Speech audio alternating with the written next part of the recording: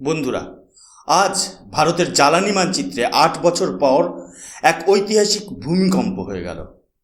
আমেরিকার নিষেধাজ্ঞা বা স্যাংশন, গ্লোবাল প্রেশার সব কিছুকে বুড়ো আঙুল দেখিয়ে ভারত আজ এমন একটা কাজ করেছে যা শুনে হয়তো চীন বা পশ্চিমী দেশগুলোর রাতের ঘুম উড়ে গেছে। আপনারা লিভমিন্টের এই আর্টিকেলের হেডলাইনটা একবার দেখুন। এখানে পরিষ্কার লেখা আছে, Indian Oil buys first Iranian LPG since 2028 as crunch worsens. অর্থাৎ সেই 2018 সালের পর এই প্রথম রাষ্ট্রায়ত্ত সংস্থা ইন্ডিয়ান অয়েল সরাসরি ইরান থেকে এলপিজি কেনা শুরু করলো। কেন এই সাহসী পদক্ষেপ? কেন হঠাৎ চীনগামী জাহাজ ভারতের দিকে ঘুরে গেল? আজকের এই স্পেশাল এপিসোডে আমি সুশোভন অদ্ভুত অথচ বাস্তবের পর্দায় আপনাদের সামনে তুলে ধরব এই পুরো গেম প্ল্যান। বন্ধুরা, আমাদের মনে এই প্রশ্ন আসা খুব স্বাভাবিক যে কেন দীর্ঘ ৮ বছর আমরা ইরানের থেকে দূরে ছিলাম, যেখানে আমাদের প্রতিবেশী দেশ ইরান আমাদের সস্তায় তেল ও গ্যাস দিতে সবসময় প্রস্তুত। সেখানে কেন ভারত এতদিন হাত গুটিয়েছিল? চলুন এই রহস্যের গভীরে যাওয়ার জন্য একটু ফ্ল্যাশব্যাকে ফিরে যাই। আপনারা এখানে ইকোনমিক টাইমসের এই হেডলাইনটা খুব ভালো করে খেয়াল করুন।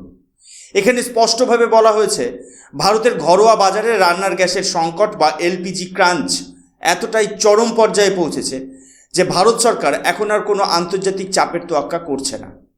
এই হেডলাইনের নিচে যদি আপনারা নজর দেন তবে দেখবেন 2018 সালের এই বিশেষ সময়ের কথা উল্লেখ করা হয়েছে। আসলে ইতিহাস ঘাটলে দেখা যায় 2018 সালে আমেরিকার তৎকালীন প্রেসিডেন্ট ডোনাল্ড ট্রাম্প যখন পরমাণু চুক্তি বা জেসিপিওএ থেকে বেরিয়ে আসেন, তখন ইরানের ওপর ম্যাক্সিমাম প্রেশার পলিসি ইম্পোজ করেছিলেন। আমেরিকার হুমকি ছিল পরিষ্কার, যে দেশ ইরানের থেকে তেল কিনবে তাকে আমেরিকার স্যাংশন বা নিষেধাজ্ঞার মুখে পড়তে হবে।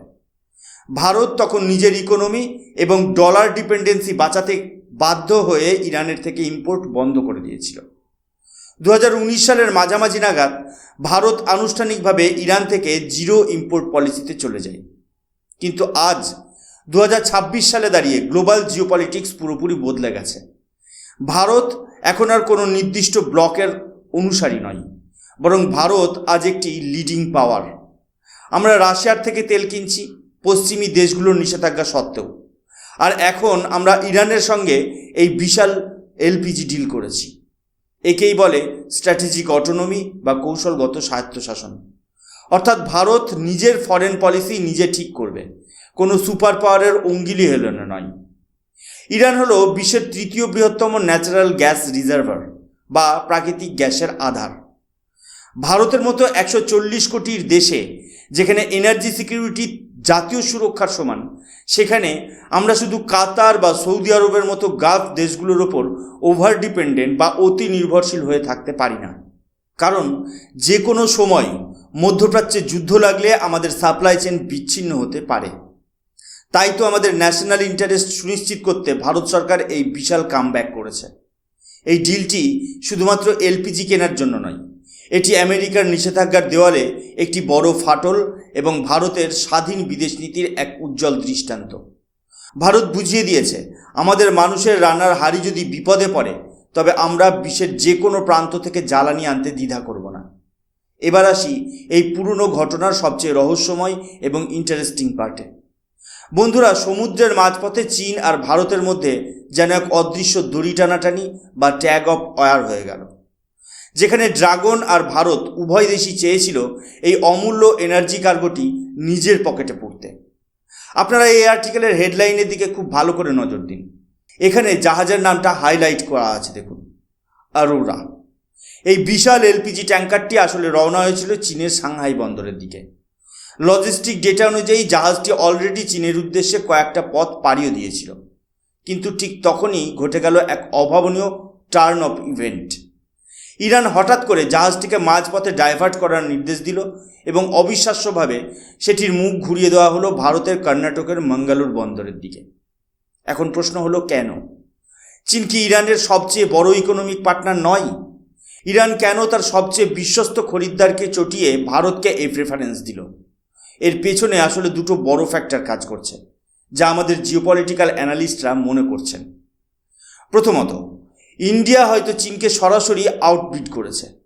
সহজ ভাষায় বলতে গেলে ভারত হয়তো ইরানকে অফার দিয়েছে যে ভাই, চীন যা দাম দিচ্ছে আমরা তার থেকে বেশি দাম দিতে বা খুব দ্রুত পেমেন্ট ক্লিয়ার করতে রাজি আছি, কারণ ভারতের কাছে এখন সময় বা টাইম হলো সবচেয়ে দামি কারেন্সি। আমাদের ইমার্জেন্সি দরকার ছিল, আর ভারত সম্ভবত সেই প্রিমিয়াম প্রাইস দিতে দ্বিধা করেনি। দ্বিতীয়ত, চীনের এনার্জি স্টোরেজ কিন্তু ভারতের তুলনায় অনেক বেশি শক্তিশালী। তাদের কাছে বর্তমানে পর্যাপ্ত এলপিজি স্টক থাকলেও ভারতের ঘরোয়া বাজারে কিন্তু এখন সিলিন্ডারের হাহাকার চলছে। ইরান হয়তো এটা রিয়েলাইজ করেছে যে ভারতের মতো একটি বন্ধু দেশকে এই সংকটের সময় সাহায্য করলে ভবিষ্যতে তাদের সঙ্গে বড় কোনো জিও স্ট্র্যাটেজিক ডিল সহজ হবে। অর্থাৎ বন্ধুরা, যে জাহাজটি বেজিংয়ের রান্নাহারি জ্বালাতে যাচ্ছিল, ভারতের কূটনৈতিক বুদ্ধিতে সেটি এখন ভারতের কর্ণাটকের ম্যাঙ্গালোর বন্দরের জেটিতে নোঙর করেছে। এটা শুধুমাত্র একটা জাহাজের ডাইভারশন নয়, এটা আন্তর্জাতিক বাজারে ভারতের ক্রমবর্ধমান পারচেজিং পাওয়ার এবং প্রভাবেরই একটা জলজান্ত প্রমাণ। আপনারা হয়তো ভাবছেন, ভারত কেন হঠাৎ করে এত তড়িঘড়ি বা আর্জেন্টলি ইরানের সঙ্গে এই এলপিজি ডিলটা ফাইনাল করলো। বন্ধুরা, এর পেছনে কোনো রাজনৈতিক স্টান্ট নেই, আছে এক চরম বাস্তব সংকট। পরিস্থিতি কিন্তু আমাদের কল্পনার চেয়েও অনেক বেশি গম্ভীর। আপনাদের জন্য আমি ভারতের বিভিন্ন প্রান্ত থেকে কিছু গ্রাউন্ড রিপোর্ট জোগাড় করেছি, যা দেখলে আপনারা শিউরে উঠবেন। আপনারা এই রিপোর্টগুলোতে যা দেখতে পাচ্ছেন, ভারতের সিলিকন ভ্যালি বলা হয় যে ব্যাঙ্গালোর শহরকে, কিংবা হায়দ্রাবাদের মতো হাইটেক মেগাসিটি, সেখানকার নামি দামি হোটেলেও এখন এলপিজি সিলিন্ডারের হাহাকার পড়ে গেছে।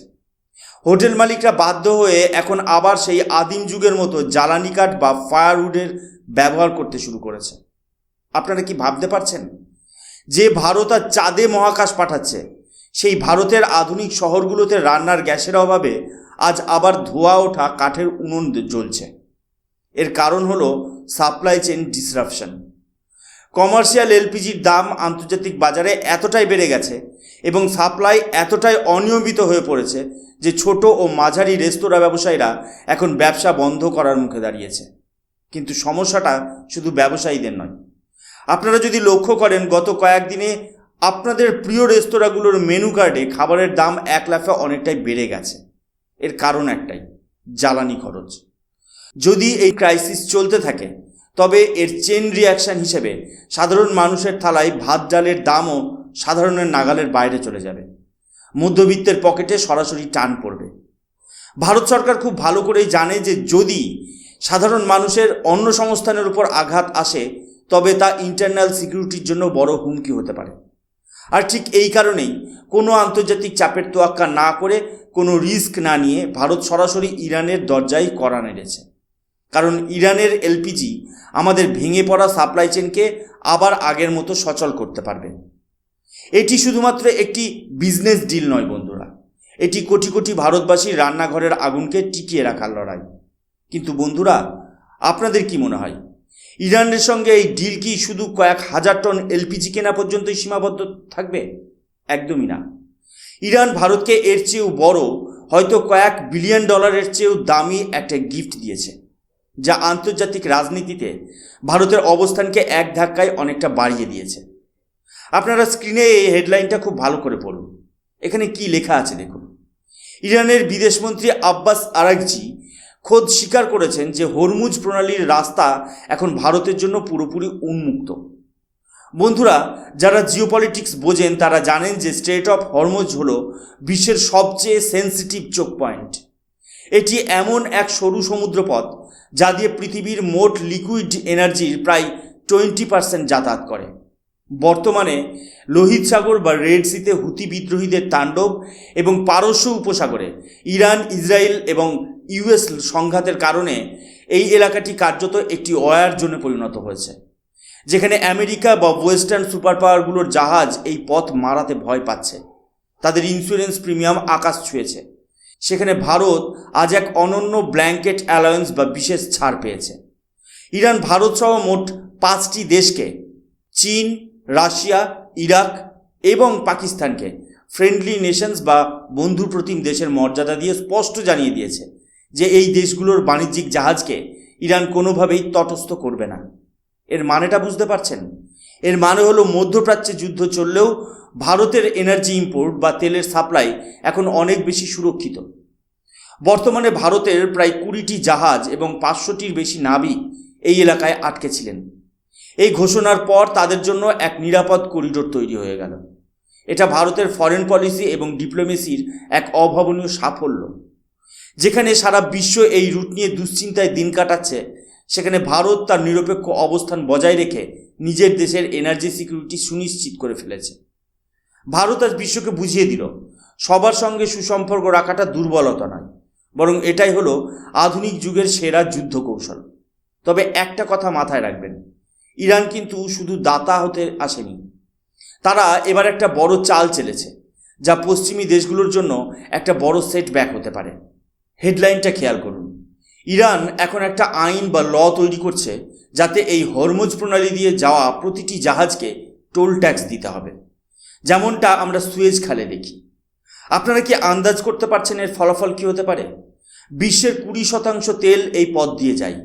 ইরান যদি এখানে ট্যাক্স বসায়, তবে গ্লোবাল শিপিং কস্ট বা ইন্স্যুরেন্স প্রিমিয়াম আকাশ ছোঁয়া হবে। তবে প্রশ্ন হলো, ভারত কি ছাড় পাবে? যেহেতু ইরান আমাদের বন্ধু দেশ হিসেবে ঘোষণা করেছে, তাই আমরা আশা করতেই পারি যে ভারতের জন্য এই ট্যাক্স হয়তো অনেকটা কম হবে বা ছাড় দেওয়া হবে। এটাই হলো আসল জিওপলিটিক্যাল মাস্টার স্ট্রোক। সবশেষে একটা কথা বলতেই হয়, 2026 সালের ভারত আর 19-এর ভারত এক নয়। আমরা এখন রাশিয়ার থেকে তেল কিনি, আবার ইরানের ওপর থেকেও নিষেধাজ্ঞা তুলে নেওয়ার ক্ষমতা রাখি। ইরানের এই এলপিজি ভারতের সাধারণ মানুষের রান্নার গ্যাসের সংকট মেটাতে যেমন সাহায্য করবে, তেমনি হরমুজ প্রণালীতে ভারতের এই ফ্রি প্যাসেজ বিশ্ব রাজনীতিতে ভারতের দাপটকে আরও মজবুত করবে। আপনারা কি মনে করেন?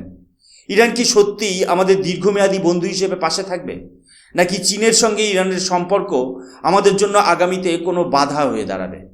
আপনাদের মতামত নিচে কমেন্ট বক্সে অবশ্যই জানান। আর ভিডিওটি ভালো লাগলে লাইক করুন এবং শেয়ার করুন আপনাদের বন্ধুদের সাথে। সাবস্ক্রাইব করুন আমাদের চ্যানেল অদ্ভুত অথচ বাস্তব। আমি সুশোভন আজকের মতো বিদায় নিচ্ছি। দেখা হবে পরবর্তী এপিসোডে। জয় হিন্দ, বন্দে মাতরম, ভারত মাতা কি জয়।